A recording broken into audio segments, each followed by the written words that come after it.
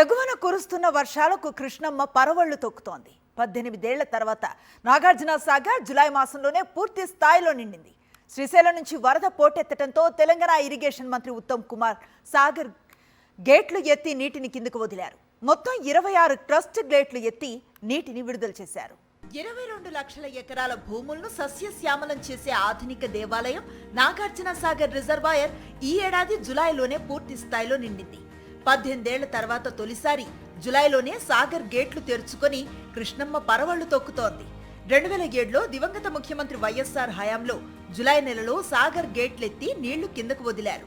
మళ్లీ ఇన్నేళ్ల తర్వాత మరోసారి జులై నెలలోనే రిజర్వాయర్ నిండటంతో తెలంగాణ ఇరిగేషన్ మంత్రి ఉత్తమ్ కుమార్ రెడ్డి కృష్ణమ్మకు పూజలు నిర్వహించి ప్రాజెక్టు గేట్లెత్తి నీటిని దిగువకు వదిలారు. నాగార్జున సాగర్ కు వరద నీరు పోటెత్తుతోంది. గంట గంటకు వరద విపరీతంగా పెరుగుతోంది. రిజర్వాయర్ పూర్తి స్థాయి నీటి మట్టం 590 అడుగులు కాగా 586 అడుగులకు చేరుకున్న తర్వాత నీటిని కిందికి వదిలారు. ప్రాజెక్టు నీటి నిల్వ సామర్థ్యం 312 టీఎంసీలు కాగా ప్రస్తుతం 300 టీఎంసీల నీటితో నాగార్జున సాగర్ రిజర్వాయర్ ఓ మహాసముద్రంలా కనిపిస్తోంది. రిజర్వాయర్ గేట్లను ఎత్తి నీటిని దిగువకు విడుదల చేయటం తన అదృష్టంగా భావిస్తున్నారని మంత్రి ఉత్తమ్ కుమార్ చెప్పారు. ఈ నాగార్జున సాగర్ గేట్లు మరియు ఎత్తడం, కృష్ణా నదిలోకి నీళ్లు వదలడం ఇది ఎంతో సంతోషం, సంతృప్తి, ఆనందదాయకమైన విషయం అని చెప్పి నేను మనవి చేస్తున్నాను.